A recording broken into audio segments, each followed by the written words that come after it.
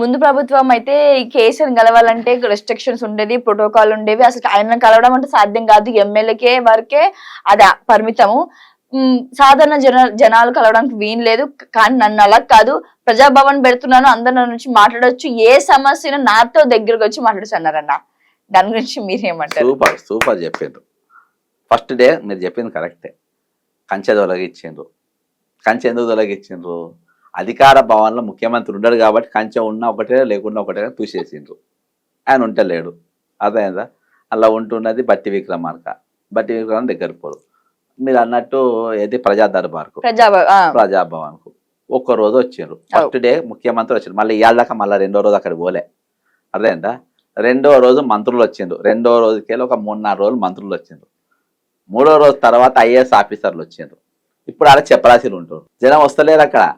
అరే 100 రోజుల లోపల రాజశేఖర రెడ్డి గారు ముఖ్యమంత్రి ఉన్నప్పుడు 7 కోట్ల జనాభా, 24 ఉమ్మడి జిల్లాలు, రోజు 2 గంటలు కలిసేది, 2000 మందిని కలిసేది. రోజుకు 2000 మంది ఇండివిజువల్ కలిసి తీసుకునేది. మీకు ఏం రోగం వచ్చింది కలవనికి? మీకేం రోగం వచ్చింది? ఏం పనులు చేస్తున్నా చెప్పు? మీరు ఏం పనులు చేస్తుంటారు? గాడికి ఏమైనా పనులు తోముతుందా మీరు? రోజు మీరు చేసే పని చేయకుండా మీరు టైం అంతా రివ్యూ మీటింగ్లు పెట్టారు. ఏ డిపార్ట్మెంట్ ఎన్ని ఖాళీలు ఉన్నాయో రివ్యూ మీటింగ్లు పెడుతుండ్రా? వీళ్ళకి సబ్జెక్ట్ ఉంటుంది అమ్మ. ఇలా మేము పుస్తకాలు చదివి డాక్యుమెంట్ తెచ్చి డాక్యుమెంటేషన్ మేము పని చేసి రాత్రులు మేము రాత్రి 2-3 దాకా కూర్చొని మేము ప్రిపేర్ అయ్యి తెల్లారి డాక్యుమెంట్ మళ్ళీ మేమే టైప్ కొట్టి మేము తీసుకుపోయి ఆఫీస్లో ఇస్తాం. మాకు సబ్జెక్ట్ ఉంటుంది. నువ్వేం చేయవు కదా. నేను మాట్లాడిన యూట్యూబ్లలో విని ఆయన మాట్లాడతారు. మీరు ఎప్పుడైనా చూడండి ఆయన మాట్లాడిన సబ్జెక్ట్ ఆయన విన్న తర్వాత నాకు కొట్టాను. దానికంటే ఒక వారం రోజుల ముందు నేను మాట్లాడి ఉంటా దానిపైన. ఆ స్కామ్ తీసి ఉంటా. అర్థమైందానా? ఏం సబ్జెక్ట్ లేదు, ఏం లేదు. ఏమైనా ఫ్రీ జరగాలి. ముఖ్యమంత్రి కూడా అట్నేయండి. కానీ కాపాడుకునే పరిస్థితి కూడా ఆయన, అరే నేను మంచి ముఖ్యమంత్రిగా పేరు తెచ్చుకోవాలి, నేను కష్టపడాలి, మాట పైన ఉండాలని లేదు. మనం చెప్పుకొని పోతే అమ్మ మొదటి ముఖ్యమంత్రి ఎవరు ఉంటే గ్రేట్ గా చెప్పుకుంటాం. తంగుతూరి ప్రకాశం పంతులు అని. మొదటి ప్రధానమంత్రి అంటే గ్రేట్ గా చెప్పుకుంటాం. జవహర్లాల్ నెహ్రూ గాని. మొదటి రాష్ట్రపతి ఎవరుండే అని అంటే గ్రేట్ గా చెప్పుకుంటాం. ఏది బాబు రాజేంద్ర ప్రసాద్ గారు ఉండే అని. దౌర్భాగ్యం అని అంటే తెలంగాణ మొట్టమొదటి ముఖ్యమంత్రి ఎవరు అని అంటే పాస్పోర్ట్ బ్రోకర్ అని చెప్పుకోవాల్సి వచ్చింది. రెండో ముఖ్యమంత్రి ఎవరు అని అంటే ఏది ఓటుకు నోటు రేవంత్ రెడ్డి చెడ్డి గ్యాంగ్ అని చెప్పుకోవాలి. ఫస్ట్దేమో దండుపాలెం గ్యాంగు, రెండోదేమో చెడ్డి గ్యాంగ్. ఈరోజు ఇటువంటి వాళ్ళు దేశాన్ని రాష్ట్రాన్ని పాలిస్తున్నారు. ఇంతకు మించి మనం ఏం ఎక్స్పెక్ట్ చేయాలి? అందులో మనం బతుకుతుంటాం. అంతే అంతే. ఇంతకు మీరు అన్నట్టు భాగంగా రేవంత్ రెడ్డి చేసి అరాచకాలు చేసిన వాళ్ళందరినీ ఆయన మేపుతున్నాడు, భవన్ లో కూర్చోబెడుతున్నారు అన్నారు. రేవంత్ రెడ్డి రాగానే ఫస్ట్ చేస్తున్న పని ఏంటంటే ఇంప్లిమెంట్స్ చేయట్లేదన్న. ఇంప్లిమెంట్స్ పక్కన పెడితే బిఆర్ఎస్ నుంచి ఒక్కొక్కరిగా జైలు పంపిస్తున్నాడు, ఒక్కొక్కరిగా వాడిని బయట తీస్తున్నాడు, ఒక్కొక్కరు అరాచకాలు బయట తీస్తున్నాడు. మొన్న మల్లారెడ్డి, నిన్న కవిత గారు, అలా ఒకటి వాళ్ళని బయట తీస్తారు. వీళ్ళ లోపల ఉన్న వాళ్ళని మాత్రం అలా పడుకోబెడుతున్నారు. దాని గురించి మీరేమంటారు? మల్లారెడ్డిని బెదిరించారు. ఎందుకంటే ఆడ ఈటల రాజేందర్ గెలవాలి. ఈటల రాజేందర్ గెలవాలని ఏది సునీత మహేందర్ రెడ్డి చేవెళ్ళ అయితే గెలిచేది. ఎందుకంటే తాండూరు ఆమె ప్రాపరు. తాండూరు వాళ్ళది, చేవెళ్ళ, మహేశ్వరం, వికారాబాదు, ఈ 4 అసెంబ్లీలో వాళ్ళ ప్రాబల్యం ఉంటే అక్కడైతే ఆమె గెలుస్తుంది. కాబట్టి ఆమెను తీసుకొని వచ్చి మల్కాజ్గిరిలో గెలిచింది. అక్కడ విశ్వేశ్వరరెడ్డి గెలవాలి, ఇక్కడ ఈటల రాజేందర్ గెలవాలి. నెక్స్ట్ ఎవరు? ఈ బీఆర్ఎస్ కు గట్టిగా పనిచేసి అక్కడ లోకల్ క్యాండిడేట్ కు బీఆర్ఎస్ టికెట్ ఇచ్చారు రాగిరి లక్ష్మారెడ్డి. ఆయన ఎక్కడ గెలుస్తాడో అనే ఉద్దేశంతో కాలేజ్ మల్లారెడ్డి పైన దాడి చేపించి ఆయన బిల్డింగ్ కొట్టి ఆయన భయక్రాంతరం గుర్తి. ఇవన్నీ ఎందుకంటే ఇక్కడ ఈటల రాజేందర్ గెలవాలి. అక్కడ ఆయనను ఎవరిని మోడీని బడే బాయ్ అన్నాడు. బడే బాయ్ అని అన్నాక చోటే బాయ్గా ఈయన ఆయనకు బీజేపీ అత్యధికమైన సీట్లు గెలవడానికి ఆయన ఇక్కడ గ్రౌండ్ ప్రిపేర్ చేస్తున్న స్పష్టంగా కనబడుతుంది. అందులో ఏం డౌటే లేదు. కాంగ్రెస్ కి దళితుల మీద ఎందుకంత చిన్న చూపన్నా? ఎప్పుడు కూడా అంటే వాళ్ళకి ఏ రకంగా కూడా సపోర్టెడ్ గా ఒక స్పీచ్ లో గానీ, లేదంటే ఎందులో కూడా ఆయన ఇచ్చే స్పీచ్ లో కాకపోతే ఆయన మాట్లాడిన ఏ ప్రస్తావనలో కూడా దళితుల గురించి అట్లీస్ట్ కూడా 1% చేస్తానన్న మాట కూడా నేను ఎక్కడ వినింది లేదు. ఎందుకన్నా మీ ఒపీనియన్ చెప్పానన్నా, మీ పర్సనల్ ఒపీనియన్. అలా 2 రకాలు ఉంటావు కాంగ్రెస్. బీజేపీనేమో కాకి కలర్ షార్ట్ వేసుకుంటారు. ఎవరు? ఆర్ఎస్ఎస్ వాళ్ళు కనబట్టేట్టుగా వేసుకుంటారు. వీళ్ళేమో లోపల వేసుకుంటారు, బయట ధోతి వేసుకుంటారు. కాబట్టి వీళ్ళ ఇంటర్నల్ కల్చర్ కనబడదు. మెజార్టీగా ఉన్నారు లీడర్. కాంగ్రెస్ ఐడియాలజీ అట్టు ఉండదు. కాంగ్రెస్ అందుకనే ఇష్టపడ్డా. కాంగ్రెస్ అందులో ఉన్నప్పుడే వాళ్ళు అనేకమైన భాషలు మాట్లాడేటోళ్ళు, అనేకమైన సంస్కృతులు ఉన్నోళ్ళు, ఒక దేశంగా మనం ఉండాలని చెప్పి వాళ్ళు కోరుకున్నారు. కాబట్టి కాబట్టి మేము అందరం కలిసి ఉండేటట్టుగా వాళ్ళు చేసుకున్నారు. వాళ్ళు ఎప్పుడు ఎంకరేజ్ వీళ్ళు ఏది ఈ ఆయా పార్టీల ఏ పార్టీ పచ్చగుంటే ఆ పార్టీలకు పోయే సంచార రాజకీయ జీవులు ఉన్నారు చూసినావా, వీళ్ళు ఇటువంటి కొన్ని పెట్టుకొని వాళ్ళు బతకడం కోసం ఇటువంటివి చేస్తారు. కానీ ఎప్పుడు కూడా కాంగ్రెస్ పార్టీ ఎప్పుడూ దళితులకు సపోర్ట్గా ఉన్నది. అందుకనే 3 ఇల్లు లేని వాళ్ళకి ఇల్లు ఇచ్చింది, అయ్యవై ఇల్లు ఇచ్చింది, భూమి లేని వాళ్ళకి భూమి ఇచ్చింది, అయితే బ్యాంకులు అందుబాటులో తీసుకొచ్చింది, రాజాభరణాలను రద్దు చేసింది. ఈరోజు అనేకమైన కార్యక్రమాలు మంచి ఇందిరాగాంధీ కాలం, అందుకనే ఇవాటి వరకు ఆ ఓటు బ్యాంక్ వాళ్ళతో ఉన్నది. ఈ రోజు వాళ్ళు ఎవరు చేయలే, నా బీజేపీ చేయలే, నా బీఆర్ఎస్ చేయలే, మేము కూడా అందుకనే ఉంటాం. అందుకనే ఈ కాంగ్రెస్ పార్టీకి ఉన్న ఈ సాంప్రదాయ ఓటును ఖరాబ్ చేయాలని చెప్పే ఉద్దేశంతో కేసీఆర్ కానీ ఎవరు మిస్టర్ రేవంత్ రెడ్డి కానీ ఇటువంటి విధానాలు వాళ్ళు అవలంబిస్తారు. అది ఇప్పుడు ఈ మధ్యలో చూస్తున్నాం. కానీ ఇది కాంగ్రెస్ పార్టీ అధిష్టానం ఇది సరి చేసుకుంటుందని నేను అనుకుంటున్నాను. ఈ సంఘటన జరిగింది మనకి ఫ్రెష్ గా కనీసం ఒక 10 రోజులు కూడా ఇది అవ్వలేదు. తదుపరిగా నెక్స్ట్ మీది అడుగు ఏంటన్నా? నేను చెప్పిన గాను తెలంగాణ వనరుల రక్షణ సమితి అని పెట్టుకున్నా. దాని మీద నేను అన్ని ఇష్యూస్ పైన ఖచ్చితంగా కొట్లాడతా. అటు మానవ వనరులను, సహజ వనరులను ఇప్పటిదాకా దోపిడీ గురైనాయని, ఇక ముందు మాత్రం దోపిడీ జరగకుండా వాటి ఆపుకుంటాం. అవసరమైతే ప్రత్యక్ష ఉద్యమాలకు కానీ లీగల్ పరంగా కానీ ఏ విధంగానైనా మేము కొనసాగుతాము. రాష్ట్ర వ్యాప్తంగా ఇలా మెంబర్షిప్ చేస్తాము. దీని రిజిస్ట్రేషన్ చేయము, మెంబర్షిప్ ఎవరి దగ్గర రూపాయి రుసుము తీసుకోము. డైలీ ప్రజా దర్బార్ అనేది ఆదివారం తప్ప ప్రతిరోజు ఉండే విధంగా మేము చూస్తాం. అన్న, కాంగ్రెస్ ప్రభుత్వం హామీ ఇచ్చినప్పుడు ఆ రోజు 100 రోజుల్లోనే 6 గ్యారెంటీలు నెరవేరుస్తానని మాట ఇచ్చింది. ఎస్, మళ్ళీ మొన్న నేను చూసుకున్న కొన్ని వీడియోస్ లో కానీ లేదా న్యూస్ లో కానీ ఇప్పుడే వచ్చాం కదా, అడుగులు ఇప్పుడే వేస్తున్నాము, ఒక 1 year లో మీకు ఆ చేంజ్ చూపిస్తానని మళ్ళీ మాట మార్చింది. దాని నుంచి మీరేమంటారు? అదే కదా, ఇప్పుడు అవన్నీ కదా, అవన్నీ పబ్లిక్ అడిగారు. అడిగారు, నువ్వు అడిగినావు, నువ్వు ఎందుకు ఇస్తలేవు అన్నందుకే కదా అన్నది. అర్థమైందా? నేను చెప్తున్నా, అది ఎప్పుడు అబద్ధం చెప్పి ప్రజలలో మనం పోవద్దు. ఆల్రెడీ తెలంగాణ ప్రజల మీద ప్రతి మనిషి మీద 150,000 ఉన్నాయి. అది జనం మాకు అందరూ తెలుసు. అమ్మ మీరు అప్పుల పాలైన మేమేం పథకాలు వాళ్ళు ఓటు వేస్తారు, లేకుంటే లేదు. మనం ఎప్పుడు వాస్తవం చెప్పి మన జనంలో పోతే మనకు సేఫ్. ఎప్పుడు మనం ఒక అబద్ధాలకు ఈ రోజు ప్రజల ముందు ఒక ముఖ్యమంత్రి అనేటోడు ఒక అబద్ధాల కోరిగా నిలబడి, నాకు పదవి ఉంటే చాలు, నన్ను ఏమనుకున్నా పర్వాలేదు అని అంటే దానికి ఏం అర్థం ఉంటుంది అమ్మా? ఒక ఐడియాలజీ లేని రాజకీయ నాయకుడు, ఒక విలువలు లేని రాజనాయకులు వాడు నడిచే శవంతో సమానం. వాళ్ళు అసొంటోళ్ళు జీవం లేని శవాలే వాళ్ళు. కాబట్టి ఎప్పుడైనా మాట పైన ఉండాలి. అందుకని మేము మేనిఫెస్టోలు ఏవైతే అవుతాయో నేను అవే చెప్తున్నా. అసలు నేను పథకాలే అవసరం లేదంటే, ఎప్పుడైనా చేప పట్టుకోవడం నేర్పిస్తే వాడు రోజు చేప వండుకొని తింటాడు. నువ్వు చేప దానం చేస్తే ఒకటే రోజు తింటాడు.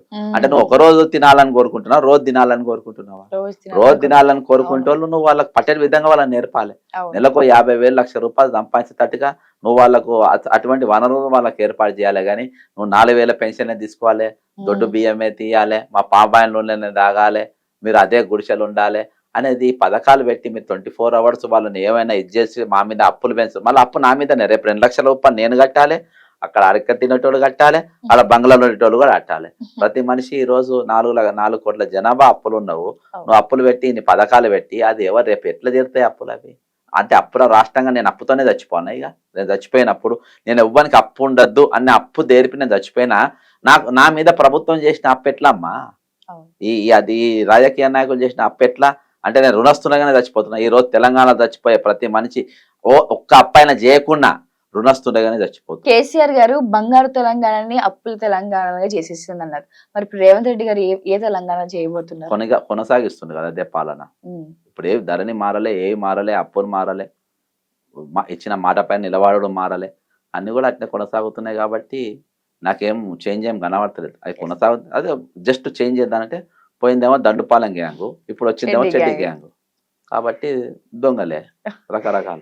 అన్న, అట్లీస్ట్ ఒక 1% అన్నా మీరు చేంజ్ చెప్పాలన్నా, లేకపోతే కొద్ది బెటర్ ఒక స్టెప్ బెటర్ అని చెప్పడానికి బీఆర్ఎస్ ప్రభుత్వం అంటారా, లేకపోతే కాంగ్రెస్ ప్రభుత్వం అంటారా, లేదా రెండు కూడా? దాని మీద మీ ఒపీనియన్? ఒకటమ్మా, కాంగ్రెస్ ప్రభుత్వాన్ని అంట. ఎందుకంటే బీఆర్ఎస్ లో ఏ మంత్రి కూడా అందుబాటు ఉండేటోడు కాదు. ఇక్కడ కోమారెడ్డి వెంకారెడ్డి గారు కానీ, ఉత్తమ్ కుమార్ రెడ్డి కానీ, దామోదర్ రాయనరసింహ గారు కానీ, లేకుంటే మంత్రి శ్రీధర్ బాబు గారు కానీ, పొన్నం ప్రభాకర్ గారు కానీ, కొండ సురేఖ గారు, ఇట్లా చాలా మంది అందుబాటులో ఉన్న వాళ్ళు ఉన్నారు. చాలా మంది ప్రజలకు పనులు చేస్తున్నారు. పనులు అవుతున్నాయి. వాస్తవం. ఇది నేను దీర్ఘకాలిక సమస్యల పైన పరిష్కారం గురించి చెప్తున్నా.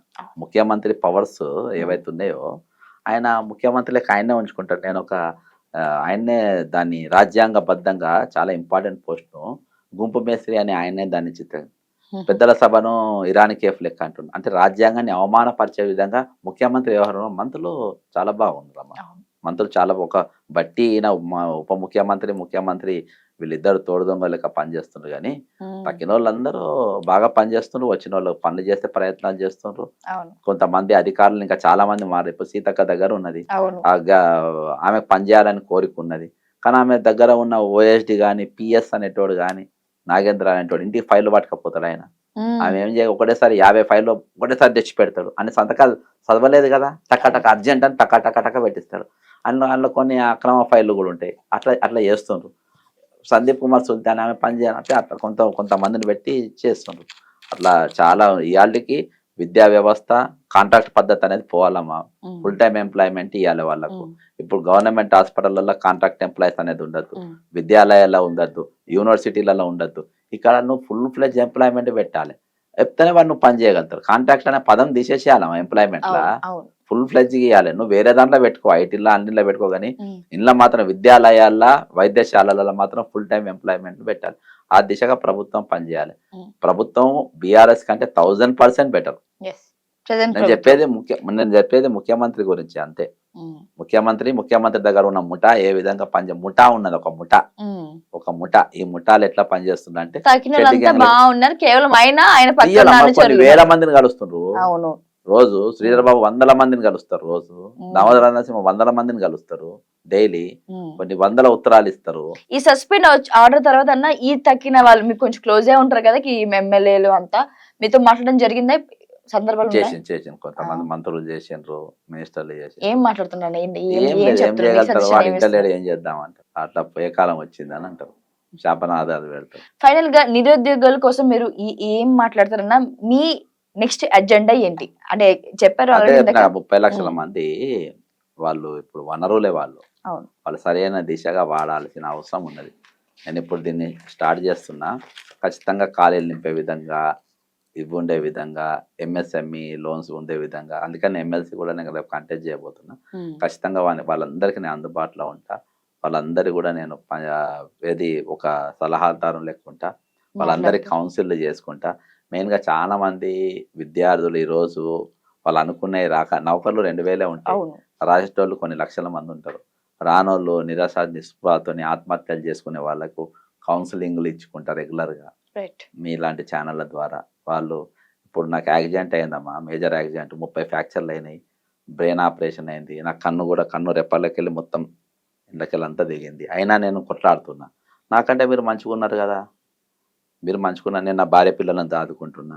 మంచుకున్నారు కదా, ఏదో విధంగా మనం బతకాలి కదా. సావు వచ్చేంత వరకు, సావు రాకముందే దాన్ని మనం ఎందుకు ఆహ్వానించాలి అనేది యువత ఆత్మహత్య వాళ్ళ లైఫ్ అనేది చూడాలమ్మా. ఇంకా చాలా వాళ్ళ లైఫ్ 20 years 25 years ప్రవళిక నాకు చాలా బాధ. ఇంటికి కూడా పోయినా, చాలా బాధపడ్డా. అంటే ఆ ఏజ్లల్లో మీరు కొన్నిట్లలో ఉద్యోగాలు రాక కొంతమంది వివిధ రకాల కారణాల వల్ల చెప్పుకొని ఆత్మహత్య చేస్తారు. కానీ అది పరిష్కారం కాదు కదమ్మా. మీకు ఇక్కడ మీరు బతకలేకుంటే ఊరికిపోయి ఎక్కడన్నా పోయి బతకండి, ఎక్కడన్నా పోయి ఇంకా దూరం కానీ బతుకుండండి. ఈ మధ్య కాలంలో బాగా అవే వచ్చాయన్న ఈజీగా. ఈ 2024 దగ్గరగా మనం న్యూస్ లో నేను పనిచేస్తున్నాను కాబట్టి నాకే ఒక 1000 చావులు చూసుంటానన్న. కేవలం ఫ్యాన్ కూరేసుకుని చనిపోవడం, జాబులు లేక, ఇంట్లో సమస్యలు, లేదా ఎవరైనా అబ్బాయి వేధించడం. లేకుంటే ఇంతమంది దొంగలు బతుకుతుండ్రు. బాజాప్త ఢిల్లీ పోయి లిక్కర్ అమ్మిన కవిత బాజాప్త ఇంకా ఆమె జైల్లో ఉండి ఆమె బతుకుతుంది. మీరు నీతి నిజాయితీతో బతికేటోళ్ళు మీరు ఎందుకు చావాలి? నేను ఎందుకంటే ఇంకా వాళ్ళ అనేకమైన ఏజ్ ఉంటుంది కదమ్మా. నేను 16 yearsకి వచ్చిన, నా ఏజ్ మొత్తం కాంగ్రెస్ పార్టీకి ఇచ్చిన. వాళ్ళు పెరుగుతున్నప్పుడు, వాళ్ళు రకరకాల వాళ్ళ శరీరాలు మారుతున్నప్పుడు వాళ్ళు చూసుకోకుండా చనిపోకుండా బాధ కదా. అర్థమైందా? నేను చెప్తాను అంటే ఈ ఆత్మహత్యలు ఒకటి, ఇవన్నిటిపైన కొన్ని. అందుకని వనరులు అన్న వీళ్ళు. వనరులు అంటే వాళ్ళు దేవుడు ఇచ్చిన వరం వాళ్ళు వనరులు అంటే. కాబట్టి అవి ఏవి కూడా, అవి చెరువులే కానీ, గుట్టలే కానీ, ఇవే కానీ, లేకుంటే మానవ వనరులే కానీ ఏవి కూడా నశించిపోవడానికి వీల్లేదు. కాబట్టి వీటి కోసము నేను వాళ్ళకు యూత్ కౌన్సిలింగ్ చేస్తా. ఎవరైనా చనిపోదాం అనుకున్న వాళ్ళు కూడా నాకు ఒక 2 నిమిషాలు వాళ్ళు నాతో లంచ్ డిన్నర్ చేసే టైమ్స్ సరిపోతుంది నాకు. తర్వాత వాళ్ళ నిర్ణయం వాళ్ళు తీసుకోవచ్చు. అంటే ఎటువంటివి కొన్ని నేను ఆ, చెప్పబోతున్నా కొన్ని. ఓకే. కాబట్టి కంపల్సరీ నేను యూత్ అనేది ఒక పెద్ద వనరుల ఈ దేశానికి చాలా బలమైన ఇది. ఆ ఏజ్ లో వాళ్ళు పెద్ద బిజినెస్ మ్యాన్ కావచ్చు, లేకుంటే పెద్ద డాన్ కావచ్చు, ఏదో ఒకటి కానీ ఖాళీగా మాత్రం ఉండదు. చనిపోకండి. చనిపోవద్దు. నువ్వు ఏదైతావో అది కా. వేరొనికి నష్టం చేయకుండా అంతే. నువ్వు ఏమైతావో అది కా. నేను నాకు మించిన ఉదాహరణ నా అంత బలహీనం నాకు తెలితే ఎవరు ఉండరు. అయినా నేను బలంగా ఫైట్ చేస్తున్నా. అసలు బలంగా ఉన్న మీరు, బలంగా ఉన్న ఆత్మస్థైర్యంతో ఇంకా మీరు శిఖరాలు ఎక్కొచ్చు. ఇవి మాటల్లో పద్యం కాదు, ప్రాక్టికల్ గా చూడొచ్చు. అండ్ వన్ వార్నింగ్ లేకపోతే one request or one word to Revanth Reddy గారు చెప్పామంటే మా ఛానల్ ద్వారా ఏమంటారన్నా? ప్రజల్లో నీకు నమ్మి నేను ముఖ్యమంత్రి చేశాను, ఆ నమ్మకాన్ని వమ్ము చేయకు.